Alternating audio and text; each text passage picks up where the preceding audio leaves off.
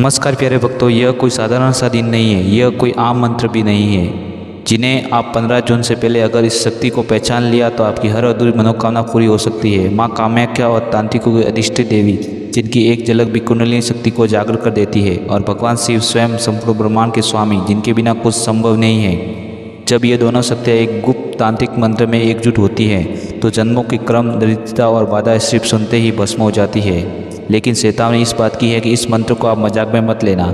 इसे सुनना है तो पूरे विश्वास, ध्यान और श्रद्धा से, क्योंकि यह मंत्र सिर्फ सुनने से ही नहीं, महसूस करने से चमत्कार करता है। आज की रात से पहले या 15 जून से पहले अगर आप इस मंत्र को सुनते हैं तो ब्रह्मांड आपके लिए रास्ता बना देगा। जो आपने कभी सोचा भी नहीं होगा वही होगा उसी पल, क्योंकि यह है माँ कामाख्या शिव जी का तांत्रिक सहयोग मंत्र, जिसे पूर्ण श्रद्धा से सुनना और ताकि आपको संपूर्ण लाभ प्राप्त हो सके। मंत्र इस प्रकार है। ओम नमः शिवाय श्रीं हरिं क्लीं कामाख्याय नमः। ओम नमः शिवाय श्रीं हरिं क्लीं कामाख्याय नमः। ओम नमः शिवाय श्रीं हरिं क्लीं कामाख्याय नमः। ओम नमः शिवाय श्रीं हरिं क्लीं कामाख्याय नमः। ओम नमः शिवाय श्रीं हरिं क्लीं कामाख्याय नमः। ओम नमः शिवाय श्रीं हरिं क्लीं कामाख्याय नमः। ओम नमः शिवाय श्रीं हरिं क्लीं कामाख्याय नमः। ओम नमः शिवाय श्रीं हरिं क्लीं कामाख्याय नमः। ओम नमः शिवाय श्रीं हरिं क्लीं कामाख्याय नमः। ओम नमः शिवाय श्रीं हरिं क्लीं कामाख्याय नमः। ओम नमः शिवाय श्रीं हरिं क्लीं कामाख्याय नमः। ओम नमः शिवाय श्रीं हरिं क्लीं कामाख्याय नमः। ओम नमः शिवाय श्रीं हरिं क्लीं कामाख्याय नमः। ओम नमः शिवाय श्रीं हरिं क्लीं कामाख्याय नमः। ओम नमः शिवाय श्रीं हरिं क्लीं कामाख्याय नमः। ओम नमः शिवाय श्रीं हरिं क्लीं कामाख्याय नमः।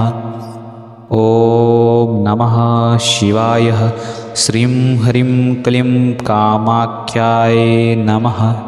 ओम नमः शिवाय श्रीं हरिं क्लीं कामाख्याय नमः। ओम नमः शिवाय श्रीं हरिं क्लीं कामाख्याय नमः। ओम नमः शिवाय श्रीं हरिं क्लीं कामाख्याय नमः। ओम नमः शिवाय श्रीं हरिं क्लीं कामाख्याय नमः। ओम नमः शिवाय श्रीं हरिं क्लीं कामाख्याय नमः। ओम नमः शिवाय श्रीं हरिं क्लीं कामाख्याय नमः। ओम नमः शिवाय श्रीं हरिं क्लीं कामाख्याय नमः। ओम नमः शिवाय श्रीं हरिं क्लीं कामाख्याय नमः। ओम नमः शिवाय श्रीं हरिं क्लीं कामाख्याय नमः। ओम नमः शिवाय श्रीं हरिं क्लीं कामाख्याय नमः। ओम नमः शिवाय श्रीं हरिं क्लीं कामाख्याय नमः। ओम नमः शिवाय श्रीं हरिं क्लीं कामाख्याय नमः। ॐ नमः शिवाय श्रीं ह्रीं क्लीं कामाख्याय नमः। ॐ नमः शिवाय श्रीं ह्रीं क्लीं कामाख्याय नमः। ॐ नमः शिवाय श्रीं ह्रीं क्लीं कामाख्याय नमः। ॐ नमः शिवाय श्रीं ह्रीं क्लीं कामाख्याय नमः। ॐ नमः शिवाय श्रीं ह्रीं क्लीं कामाख्याय नमः। ॐ नमः शिवाय श्रीं ह्रीं क्लीं कामाख्याय नमः। ॐ नमः शिवाय श्रीं ह्रीं क्लीं कामाख्याय नमः। ॐ नमः शिवाय श्रीं ह्रीं क्लीं कामाख्याय नमः। ॐ नमः शिवाय श्रीं ह्रीं क्लीं कामाख्याय नमः।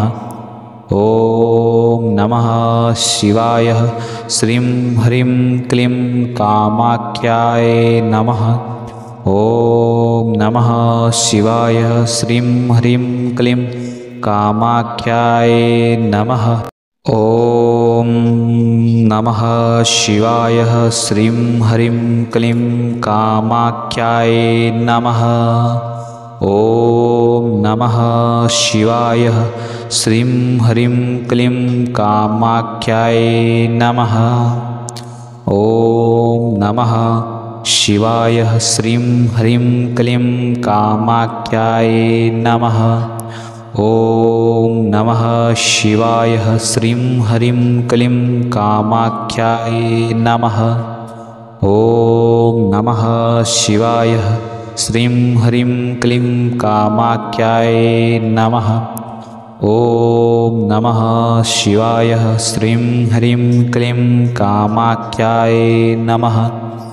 ॐ नमः शिवाय श्रीं ह्रीं क्लीं कामाख्याय नमः। ॐ नमः शिवाय श्रीं ह्रीं क्लीं कामाख्याय नमः।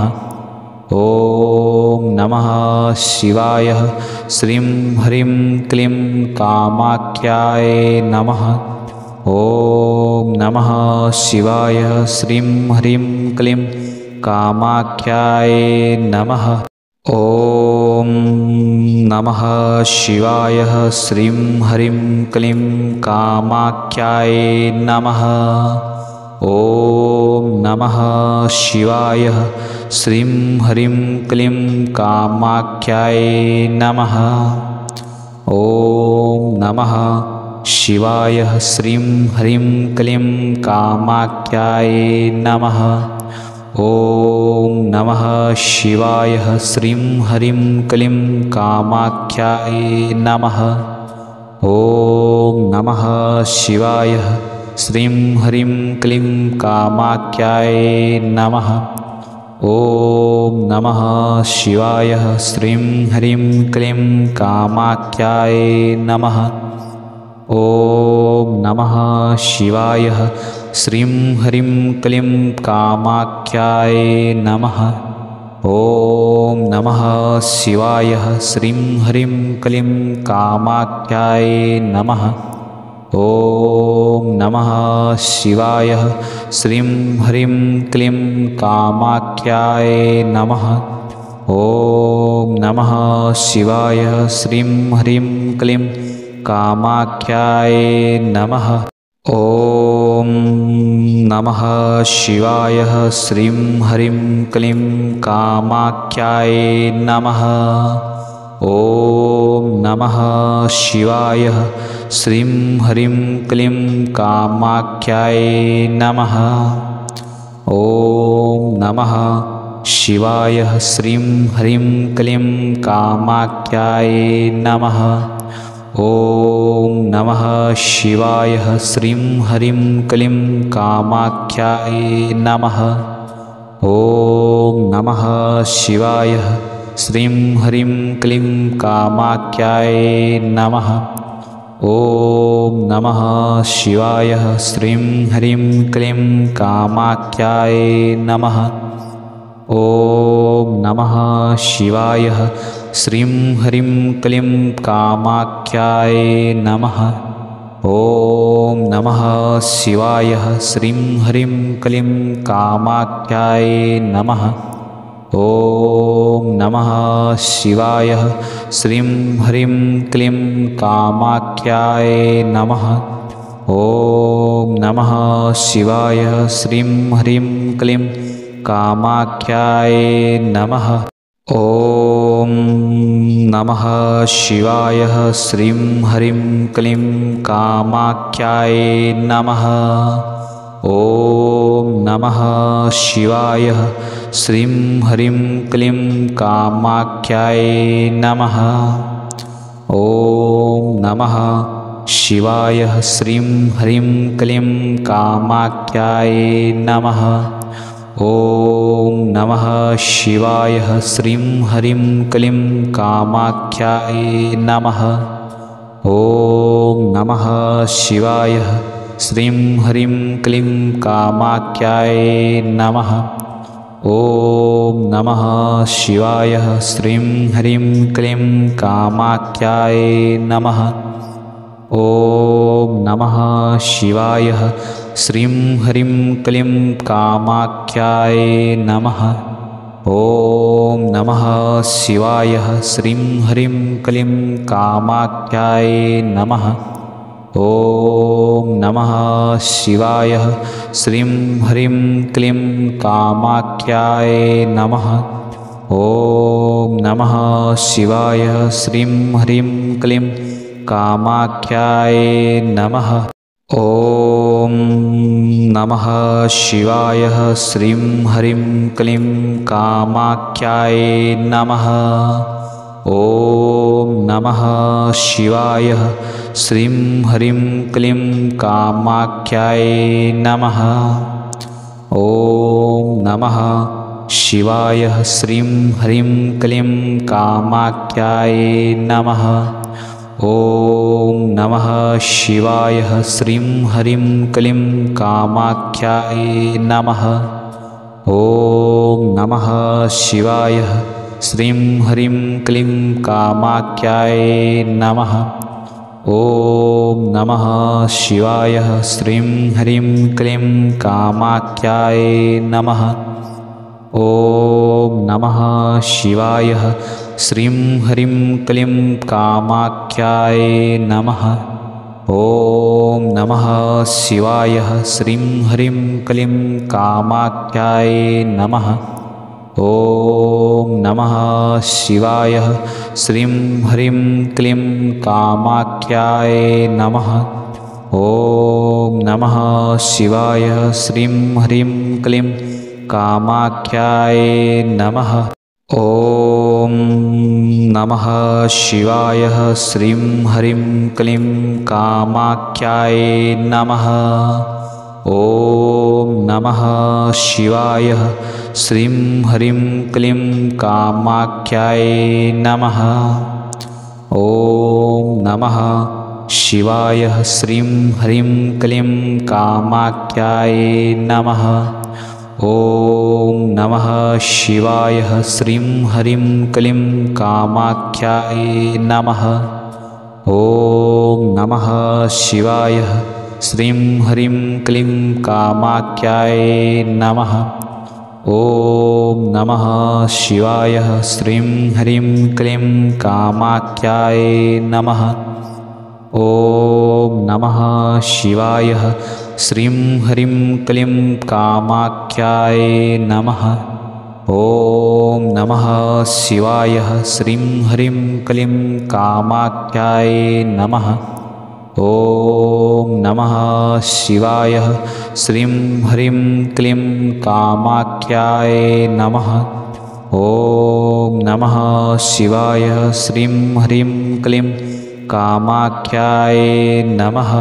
ॐ नमः शिवाय श्रीं ह्रीं क्लीं कामाख्याय नमः।